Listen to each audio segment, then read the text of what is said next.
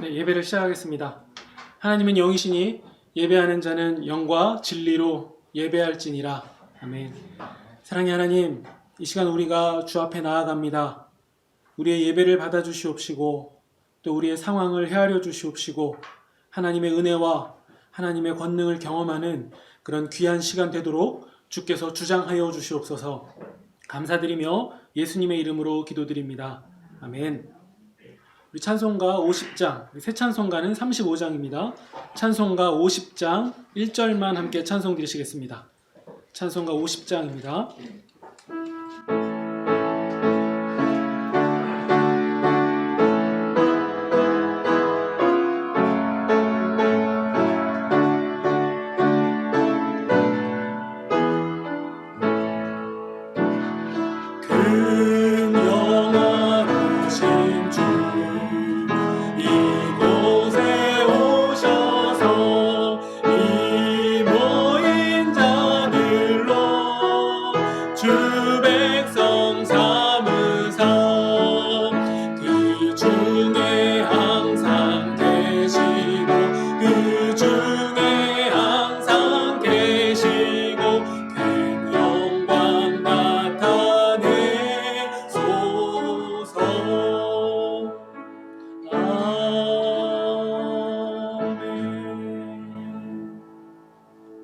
사도신경으로 다 함께 신앙 고백 드리시겠습니다.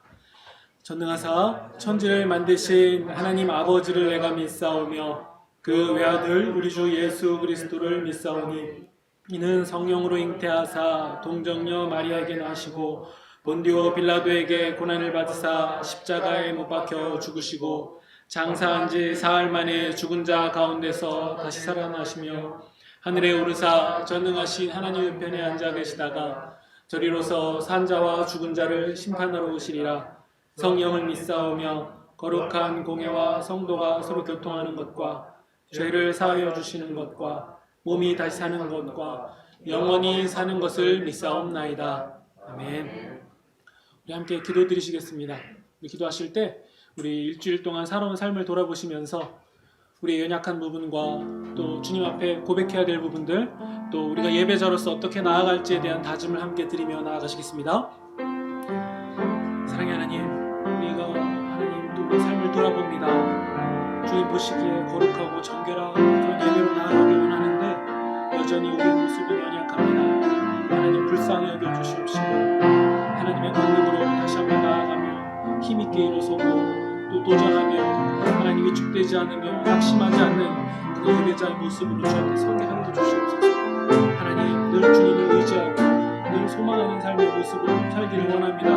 우리 마음 가운데 사랑이 없음을 불쌍히 여겨주시고 또 하나님 목회자로서 목사로서 아무것도 하지 못하는 부족한 저를 하나님 긍휼히 여겨주셔서 하나님의 권능이 충만하게 드러나는 그런 예배가 되도록 하나님 이끌어 주시옵소서.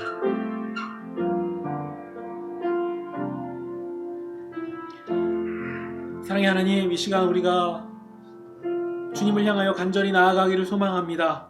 여전히 부족하고 모자라고 약한 우리지만 우리가 예수 그리스도의 보혈의 능력을 힘입어서 우리가 성소에 들어갈 담력을 얻었음을 고백합니다. 더욱 진실한 예배로 또 더욱 담대한 예배로 주 앞에 서는 하나님 그런 은혜를 우리 가운데 허락하여 주시옵시고 오늘 예배로 인하여서 여러가지 어려운 상황 가운데 있는 한국교회를 불쌍히 여겨주사 그럼에도 하나님의 은혜로 힘있게 전진하는 교회 되도록 축복하여 주시옵소서. 감사드리며 예수님의 이름으로 기도드립니다. 아멘. 오늘 함께 나누실 하나님의 말씀은 베드로전서 5장 1절에서 7절까지 말씀입니다. 베드로전서 5장 1절에서 7절까지 말씀입니다. 제가 가진 성경으로는 384페이지 부분에 있습니다. 베드로전서 5장 1절에서 7절까지 말씀입니다.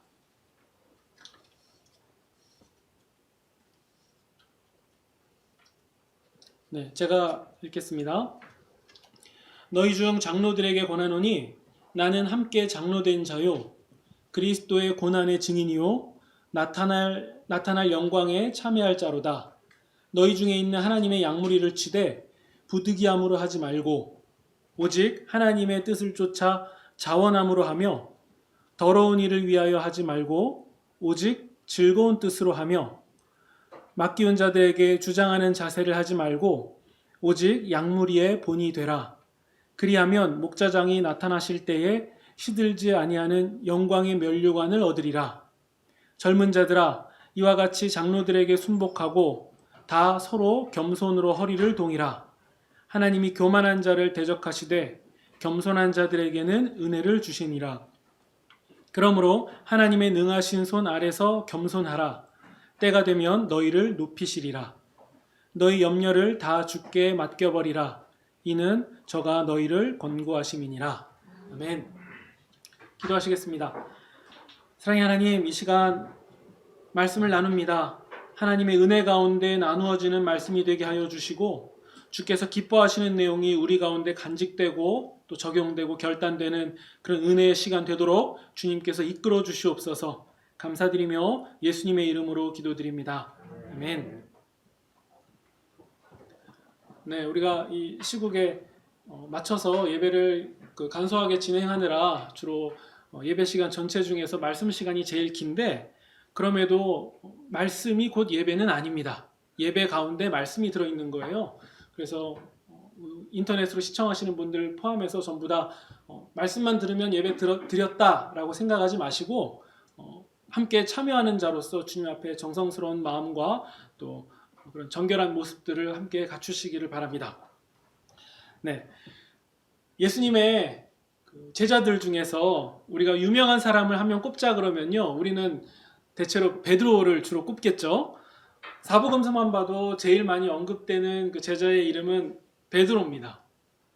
우리가 소위 베드로 하면 수제자라는 말을 쓰는데 성경에는 수제자라는 말은 사실 없거든요. 근데 우리는 베드로를 수제자라고 부르는데요. 수제자가 무슨 뜻인가 그 단어 자체를 찾아보니까 그 수제자의 수는 머리수더라고요. 저는 보통 빼어날 수라고 이렇게 알고 있었는데 직접 찾아보니까 머리수예요. 근데 저뿐만 아니라 다른 분들도 보통 이 머리수라고 생각하지 않으시고 빼어날 수로 생각하실 것 같습니다. 왜냐하면 우리는 수제자라고 하면 제일 잘하는 제자, 제일 뛰어난 제자, 제일 잘난 제자 이렇게 생각하거든요. 그런데 우리가 이 사복음서를 가만히 살펴보면요, 베드로가 그 수에 맞는 빼어난 일을 했다 혹은 훌륭한 일을 했다라기보다도요, 예수님께 꾸중 듣는 경우가 훨씬 많습니다.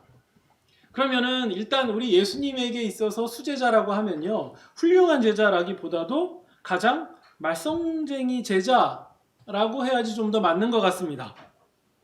물론 말썽으로 따지자면 가룟 유다가 1등 아니냐 이렇게 얘기하실 수도 있겠지만 가룟 유다는 제자에서 이탈됐기 때문에 가장 말썽쟁이는 좀 빼고요, 두 번째 말썽쟁이 베드로로 해보자면 어쨌든 말썽 많이 피우는 제자가 수제자가 아닌가 이런 생각이 듭니다. 일단 베드로는요, 예수님에게 나도 물 위에 걷게 해달라라는 엉뚱한 제안을 합니다. 그러다가 정말 예수님이 물 위로 걷게 해주시니까 바람과 바다를 보고서는 무서워가지고서 이내 물에 빠져버립니다. 그리고 또 예수님이 비유로 설명하실 때 제 베드로는 그 비유를 듣고 이해를 못해서 예수님한테 해석해달라고 요청을 하거든요. 그때 예수님은 너는 왜 아직도 깨달음이 없냐라고 이렇게 말씀하세요. 그러니까 꾸중도 들은 거죠. 그러다가 어쩌다 정말 운이 좋아서 예수님을 향해서 주는 그리스도시요 살아계신 하나님의 아들이십니다 라고 신앙 고백을 하기도 했거든요. 그래서 예수님이 그 얘기를 들으시고서는 나는 많은 고난을 받을 거다, 그리고 곧 죽게 될 거다 라고 예수님이 말씀해 주시니까 베드로가 아니 무슨 말씀이냐면서 예수님을 붙잡고 대들면서 꾸짖었어요. 우리가 보는 성경에는 그냥 예수님께 부드러운 표현으로 나오는데 베드로가 예수님을 붙잡고 흔들면서 막 꾸짖은 그런 상황이거든요. 그때 예수님이 뭐라고 말씀하시냐면 사탄아 내 뒤로 물러가라 이렇게 말씀하세요. 그러니까 놀라운 신앙 고백을 했다가 금방 사탄이라는 소리를 듣는 사람이 베드로였던 거예요. 그리고 베드로가 변화산에서 예수님이 모세와 엘리야와 대화하시는 장면을 몰래 보게 돼요. 그래서 베드로가 그 장면을 보고서는 저는 여기가 좋습니다, 그러니까 여기서 초막을 지어서 삽시다 이런 얘기를 합니다. 그러니까 예수님의 계획은요, 십자가를 지고 그리고 십자가를 지러 산 아래로 내려가셔야만 해요. 하지만 베드로는 여기서 머물자라는 얘기를 하죠. 그러니까 예수님이 결정하시는 것과 전혀 다른 상황의 얘기들을 자꾸 하는 거예요. 그러니까 우리는 베드로 하면 일단 멋진 이미지가 있지만 예수님께는 가장 말썽쟁이의 이미지가 있지 않았나 싶습니다. 그러면서 십자가를 지신다는 예수님과 함께 베드로가 저는 주님을 부인하지 않겠다. 다른 제자들은 다 부인할지언정 저만은 예수님을 부인하지 않겠습니다. 라는 얘기도 합니다. 그래서 결국 베드로는 정말 부인하지 않았냐? 우린 잘 알고 있죠. 결국 3번이나 예수님을 모른다라고 부인했고요. 그리고 마지막에는 심히 통곡하는 그런 상황까지 경험하게 됩니다. 그 후에요, 베드로는 자신이 예수님을 3번이나 부인했다는 것 때문에 제자로서의 어떤 자기 자리라던가 혹은 자기 역할을 똑똑하게 감당하지 못하고 있는 상황이었습니다. 그런데 예수님께서는 그런 베드로를 찾아가시죠. 그래서 3번을 똑같이 물어보십니다. 너가 나를 사랑하냐? 그래서 베드로가 3번 부인한 것을 예수님께서 완전히 뒤집어 주시면서 그를 사도로서 다시 힘있게 세워주십니다. 그러면요, 이제 이 정도 말씀드리면 대충 수제자라고 하면 어떤 느낌인지 감이 오시죠? 골칫덩어리고 말썽쟁이입니다. 그런데요, 베드로가 내가 주님을 사랑하는 줄을 주께서 아십니다 라고 대답했을 때 예수님께서 매우 의미심장한 얘기를 하세요. 베드로, 네가 젊어서는 스스로 띠를 띠고 마음대로 돌아다닐 수 있겠지만 네가 나이를 먹으면 그때는 팔을 벌리고 남이 와서 너의 허리를 묶고서는 네가 원하지 않은 곳으로 너를 데려갈 것이다. 그러니까 이 얘기는요, 예수님이 부활 승천하시고 나면 이 땅에서 남아있을 베드로의 사역, 그리고 베드로뿐만 아니라 제자들의 사역이 결코 평탄한 길이 아닐 거다라는 경고였던 거예요. 권면이었던 거예요. 물론 이 말씀은요, 베드로와 제자들에게만 국한된 것은 아닙니다.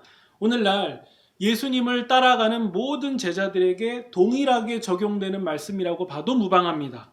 그러니까 우리가 이 부분만 보면요, 우리가 예수님의 말씀을 따라가는 제자로 살겠다라는 얘기는요, 이 세상을 평탄하게만 살아가지 않겠다라는 고백인 거예요.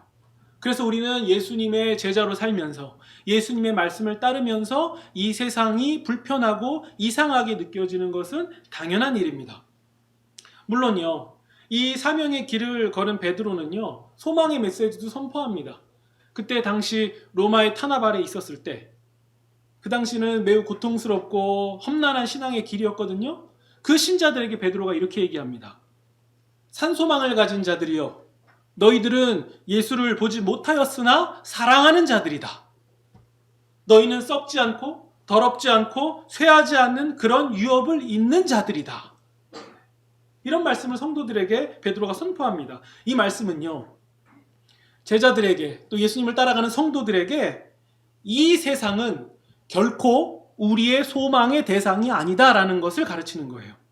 썩지 않고 더럽지 않고 쇠하지 않는 그 얘기 자체가요, 곧 이 세상과는 전혀 다른 것이다라는 걸 얘기하는 거거든요. 세상은 더럽고 썩고 쇠하는 곳이에요.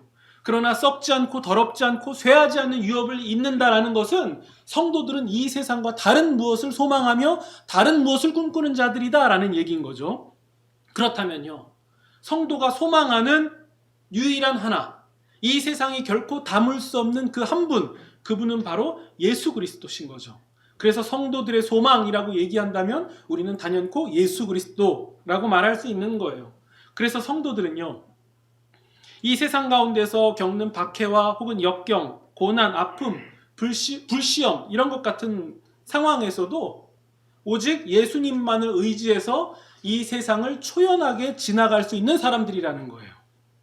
결국 성도는 만물의 마지막인 이때에 정신을 차려서 기도하고 뜨겁게 사랑하면서 대접하고 또 봉사함을 통해서 하나님께 영광을 돌리는 자들이다.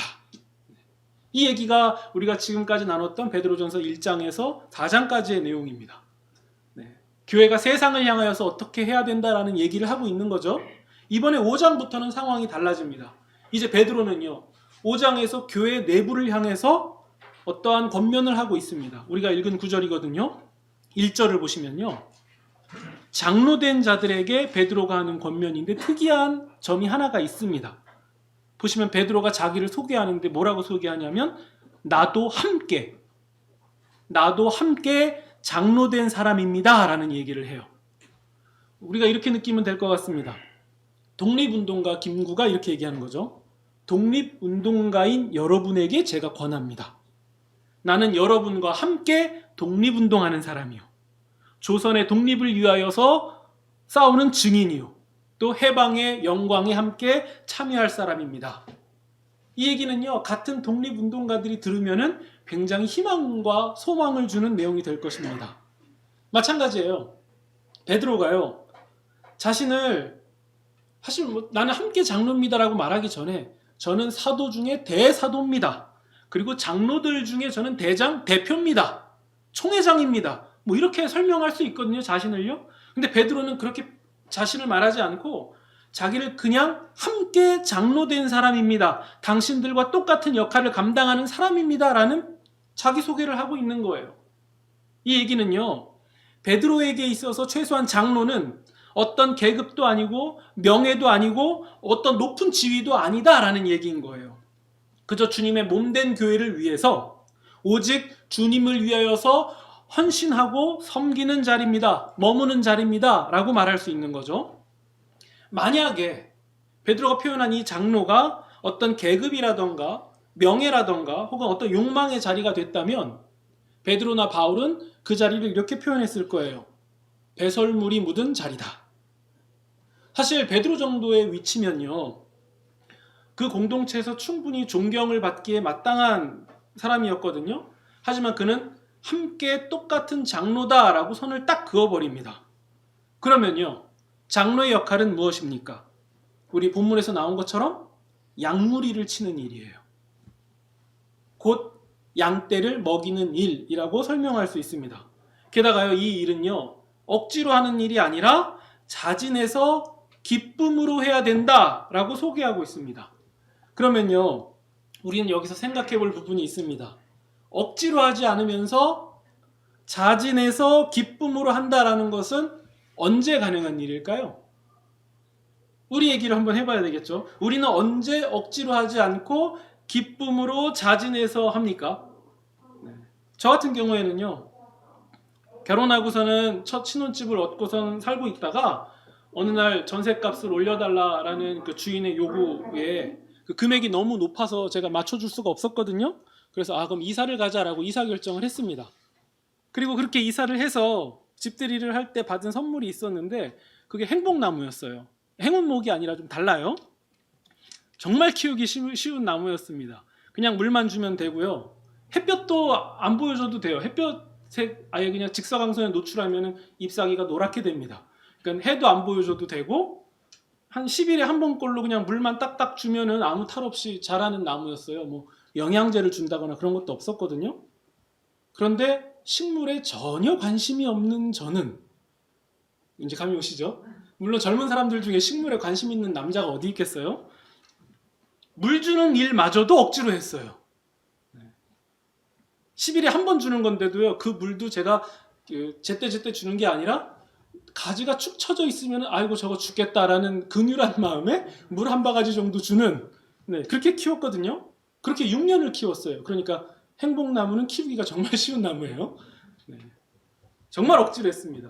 그런데 어느 날 아버지가 저희 집에 오셨는데 그 행복나무를 보시더니 저 딱으로 키울 거면 나 달라라고 말씀하시더라고요. 그래서 저는 그때 자진해서 기쁨으로 그 화분을 아버지 집에 즉시 갖다 놨어요. 사실 말이 갖다 놓은 거지 버린 거나 다름없거든요. 근데 아버지는 물 주는 일뿐만 아니라 가지치기도 하셨고요. 화분을 엎어서 흙도 새로 갈아주셨고요. 분갈이도 해주셨습니다. 그것도 억지로 한 게 아니라 기쁨으로 자진해서 즐겁게 그 일을 감당하셨거든요. 저는 버리는 일에 자진으로 기쁨으로 감당했어요. 근데 아버지는 달랐어요. 그 관리하고 하는 그 모든 일들을 자진해서 기쁨으로 돌보셨습니다. 그러면 여기에서 무슨 차이가 있을까요? 어떤 다른 점이 있을까요? 바로 관심인 거예요. 사랑인 거예요. 이 차이가 있는 거예요. 관심과 사랑. 관심이 있고 사랑하고 좋아하면 그 일을 자진해서 기쁨으로 할 수 있게 되는 거예요. 그게 다른 사람이 볼 때에는 귀찮아 보이는 일일 수 있지만 사랑하고 좋아하고 관심이 있으면 그게 귀찮지가 않은 거예요. 더 잘하려고 노력하고 수고하는 거죠. 저 같은 경우에는요, 반대로요. 저는 나무판 사다가 잘라서 선반 만들고 조립하고 이런 거 좋아하거든요. 근데 대다수의 사람들은 그런 거 싫어해요. 완제품을 갖다 사놓는 게 더 좋죠. 네. 왜 그러냐면 좋아해서 그래요. 관심이 있어서 그렇습니다. 만약에 좋아하지도 않고 관심도 없다면 그것은 귀찮은 거예요. 해야만 한다면 어거지로 하겠죠. 혹은 누가 인건비를 준다면 그것 때문에 이익이 있어서 하겠죠. 우리 본문을 다시 볼까요? 2절에는요. 하나님의 양무리를 치는 일, 양떼를 먹이는 일을 억지로 하지 말고 자진해서 하라, 기쁨으로 하라라는 얘기는 단도직입적으로 얘기해서 양무리를 어떻게 하라는 얘기입니까? 사랑하라는 얘기인 거죠. 관심을 가지고 보라는 얘기인 거죠. 좋아하라라는 얘기인 거죠. 네. 그러면 이렇게 정리할 수 있습니다. 본문을 이렇게 정리해 볼게요. 여러분과 함께 장로된 나 베드로는 여러분에게 권합니다. 하나님의 양무리를, 하나님의 성도들을 사랑하십시오. 좋아하십시오. 이 사람들이 곧 장로입니다. 라고 얘기하는 겁니다. 우리는 이 사실이 매우 간단하고 중요한 거잖아요. 근데 이것을 우리는 놓치고 있었던 건 아닙니까?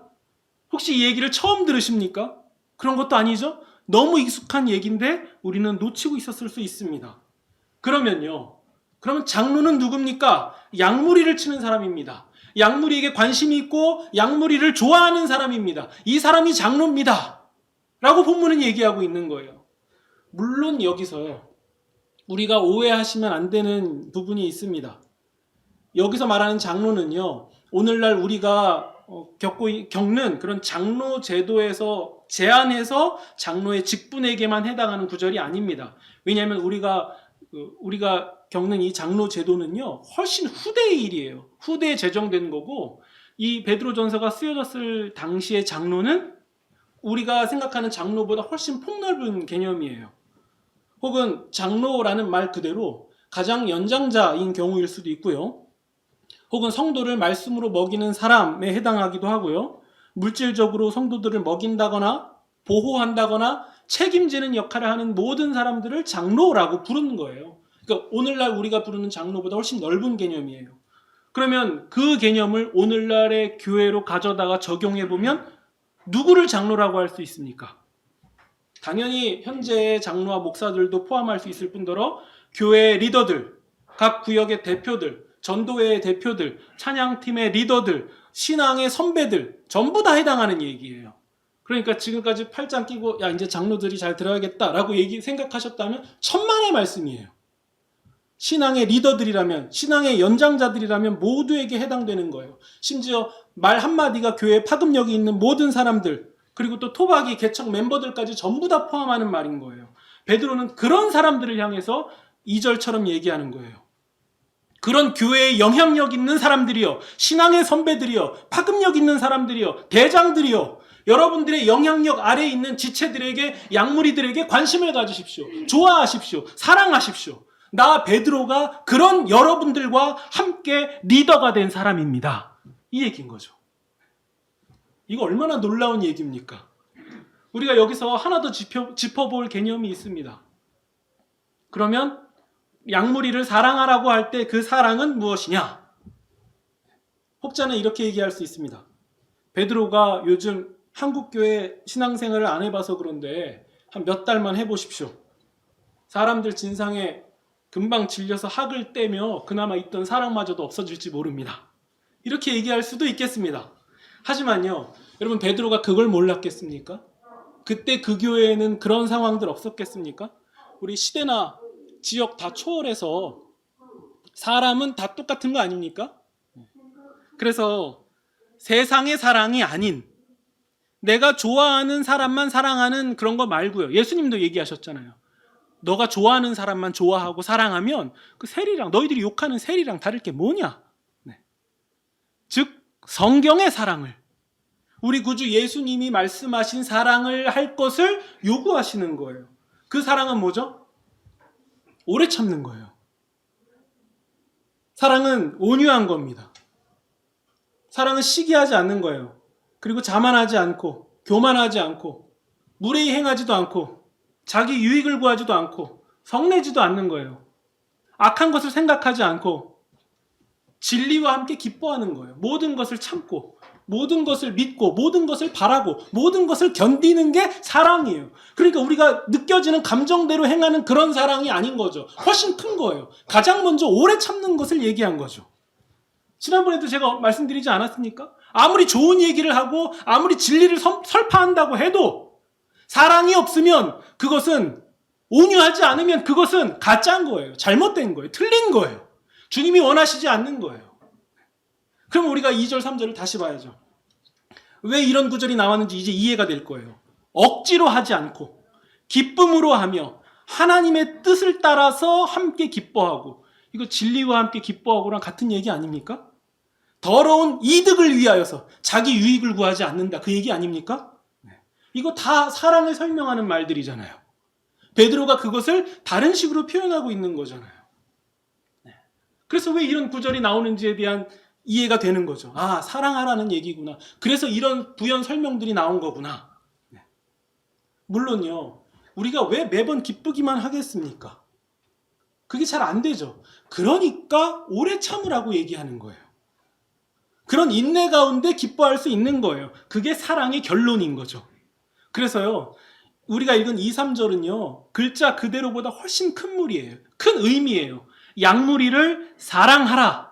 지금 그 얘기를 하고 있는 겁니다. 그렇다면 이렇게 정리할 수 있죠. 사랑하는 자가 그 공동체의 본이 되는 거고요.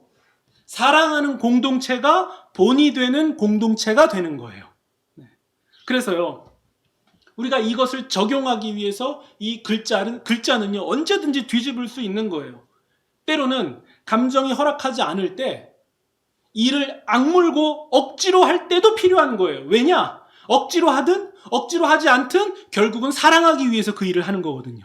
사랑하기 위해서 억지로도 할 수 있고 억지로 하지 않을 수도 있는 거예요. 오늘 본문은요, 억지로만 하지 마세요를 강조하고 싶은 게 아닌 거죠. 사랑하라를 강조하고 싶은 거죠. 그래서요, 우리가 오른뺨 맞았을 때 왼뺨 돌려댈 수 있는 것은 억지로 하지 않으면 불가능한 거잖아요. 여기 맞았을 때 기쁨과 자원함으로 반대편을 돌려댄다면 그거 변태 아닙니까? 억지로 해야 되는 거예요. 왜요? 주의 말씀을 실천하기 위해서, 사랑하기 위해서 결정하는 거예요. 부부도 마찬가지 아닙니까? 언제까지 감정적으로만 사랑할 수 있다고 보십니까? 그때는 억지로 사랑하는 것도 필요한 거예요. 우리가 말이 억지가 들어가서 이게 낭만적이지 않게 느껴지지만요, 우리 주님은 억지로 하든 억지로 하지 않든 사랑할 것을 우리에게 명령하고 있는 거예요. 그렇다면요, 우리가 사랑을 하든 그게 억지든 아니든 이 모든 걸 떠나서 예수님의 말씀을 실천하려고 노력하고 수고하는 이 모든 것들을 성경은 뭐라고 얘기합니까? 믿음이라고 설명하는 거죠. 믿음. 그래서 우리가 믿음 생활을 한다는 것은 곧 사랑하는 거고, 그 사랑한다는 것은 억지든 억지가 아니든 우리가 결정하고 결단하고 행하는 거예요. 버티는 거예요. 감정이 나를 속인다 할지라도, 시대와 이념이 나를 속인다 할지라도 우리는 예수 그리스도의 말씀을 붙잡고 끝까지 전진하는 사람들, 그게 신자죠. 그게 믿음의 사람인 거죠. 그러다 보면요, 우리의 수준이 올라갈 것이고 우리의 인격과 내면이 성장할 거예요. 그러다 보면 예수님의 말씀을 따라서 기쁨으로 자원함으로 하게 되는 수준까지 올라갈 수 있게 되는 겁니다. 그러면 핵심은 뭐죠?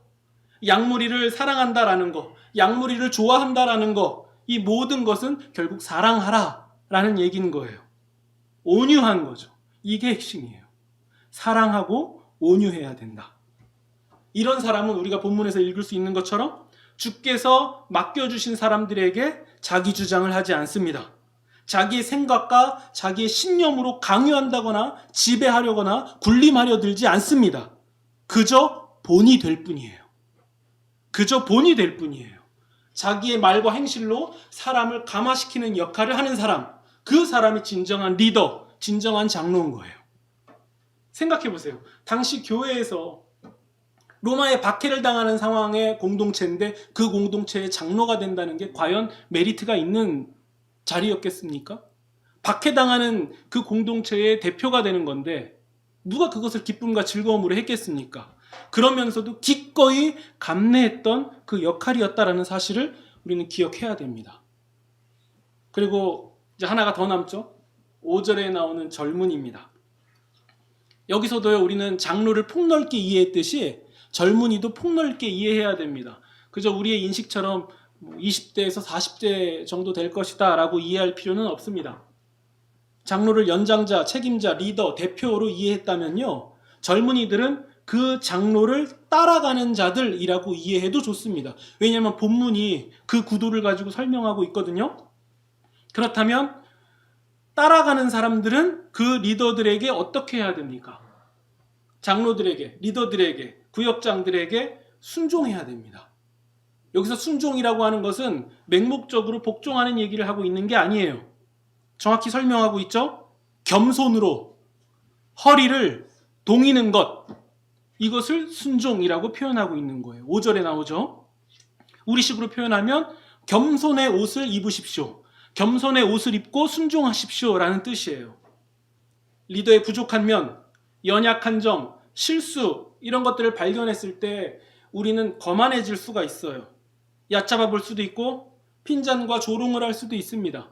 하지만 우리가 막상 그 자리에 서면 자신은 더 못할 거라는 것을 생각하지도 않고 그저 리더의 결점만을 보기 십상이죠.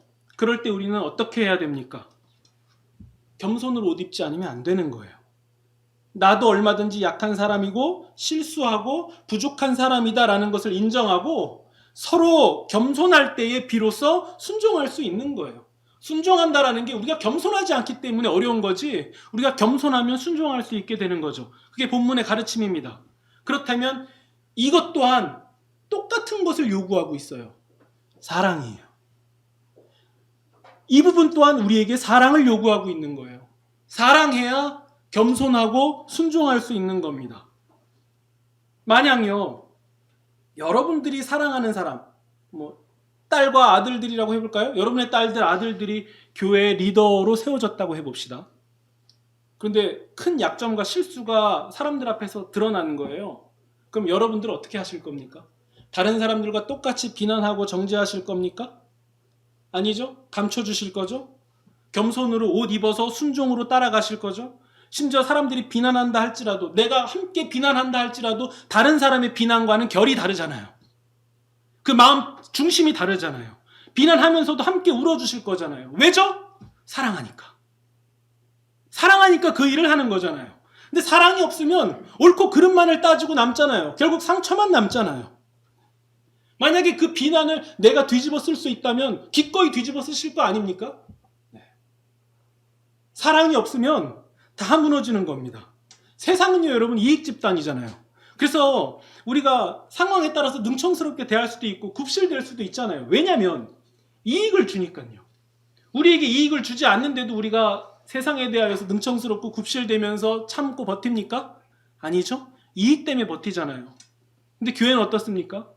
교회는 이익을 줍니까? 이익 때문에 굽실대는 공동체가 아니에요. 그렇기 때문에 교회는요, 사랑이 없으면 끝이에요. 사랑이 없으면 끝나는 거예요. 사랑 없는 리더, 사랑 없는 구성원은 교회의 일원으로서 자격이 없는 거예요. 이걸 명심하셔야 됩니다. 베드로전서 우리가 지금 5장을 보고 있거든요. 5장쯤이면요, 이제 결론부에 해당하는 거예요. 결론부입니다. 베드로가 강조하는 부분이 있어요. 결국 사랑이다. 결국 사랑이다. 예수님이 십자가에 달려 죽으신 것도 결국 사랑이듯이 교회도 결국 사랑을 얘기하고 있는 거예요. 그러면요, 이 5장까지 왔을 때에 이제 큰 구도를 정리하면요, 베드로 전서에서 베드로는요, 두 가지 방향을 가지고 얘기하고 있는 거예요. 첫째는 세상에 대하여서, 둘째는 교회 내부에 대하여서. 세상에 대하여서는 이렇게 얘기합니다. 초연해라, 이겨내라, 버텨라. 동시에 교회를 향해서는 뭐라고 얘기하냐면요, 뜨겁게 서로 사랑해라. 이 얘기를 하고 있는 거예요. 신자라면 세상에 대해서는 이기고 버텨라. 그러면서 동시에 교회를 향하여서 눈을 돌릴 때에는 뜨겁게 서로 사랑해라. 이게 베드로전서를 통해서 하고 싶었던 한 문장의 말이었던 거예요. 버텨라. 동시에 사랑해라. 이게 핵심 내용이죠. 우리가 뜨겁게 사랑할 때, 즉 이 해석해서 우리가 서로에 대하여 오래 참고 온유하고 진리와 함께 기뻐하고 바라고 견디고 믿고 참을 때 그 교회는 세상을 이기는 교회면서 나그네처럼 이 세상을 용감하게 지나갈 수 있는 거예요. 그 교회가 바로 우리 주님이 꿈꾸시는 교회인 거죠. 그렇다면 양무리의 본이 되는 비결은 오직 하나예요. 사랑할 때입니다. 사랑할 때예요. 본이 되라는 이 말씀, 이거 남에게만 적용해서는 안 됩니다. 우리 서로에게 적용해야 되는 거죠. 서로에게 본이 되는 공동체만이, 그 공동체만이 이 환난을 힘있게 지나갈 수 있는 교회인 거예요. 교회가 돈이 없어서 망하지 않고 다른 여러 가지 요소가 없어서 망하는 게 아니라 사랑이 없을 때 망하는 거예요. 그러나 교회는 사랑이 있을 때 다른 것이 부족해도 힘있게 갈 수 있는 거예요. 왜냐하면 주님이 세우신 교회는 바로 그런 곳이기 때문입니다. 이렇게 무장된 교회는요, 그 사랑으로 무장된 교회는 교회 안에 거만하고 교만하고 더러운 이익을 탐하는 자가 들어왔을 때 스스로 부끄러움을 알게 되는 교회가 될 거예요. 스스로 그게 잘못됐다라는 것을 깨닫게 되는, 부끄러움을 배우게 되는 그런 공동체가 될 것입니다. 그러면서도 동시에 교회는 그런 사람들까지도 용납하면서 서로 겸손의 옷을 입고 함께 갈 때에 그런 교회에는 어떤 영광이 있겠습니까? 그런다고 교회가 인정해 줍니까? 사람들이, 세상들이 인정해 줍니까? 누가 보상해 줍니까? 천만의 말씀이죠. 사실 우리도 그런 거 바라지 않잖아요. 그런 거 전혀 기쁘지도 않잖아요. 우리의 목자장이 되시는 그 주님께서 우리에게 영광의 면류관을 씌워주신다면 그걸로 다 된 거 아닙니까? 네. 우리는 보상을 바라며 사는 사람들이 아닙니다. 우리의 신앙이신, 우리의 전부이신 주님이 인정하셨다면 세상이 몰라줘도 그것은 우리에게 큰 문제가 되지 않습니다. 오직 우리 주님만이 우리의 산소망이 되시는 거죠. 베드로는 교회에게 요구하고 있습니다. 세상에 대하여서는 이기십시오. 지나가십시오. 초연하십시오. 그러면서 교회에 대하여서는 사랑하라 라고 권면하고 있습니다. 이것을 지키는 교회에게 주실 주님의 인정, 우리 이것을 바라보시면서 오늘도 내일도 교회의 본이 되기로 결정하고 결단하시는 그런 저와 여러분이 되시기를 주님의 이름으로 축원드립니다. 아멘. 우리 함께 기도하시겠습니다. 사랑의 하나님, 이 세상 가운데서 우리가 본으로 살아가기를 원합니다. 우리 가운데 사랑 없음을 불쌍히 여겨주시옵시고 하나님의 사랑으로 날마다 채워주시며 긍휼한 마음이 존재하게 하시고 우리가 시퍼런 칼날을 들이밀 때에도 사랑 가운데 할 수 있는 그런 사람들 되도록 주께서 주장하여 주시옵소서.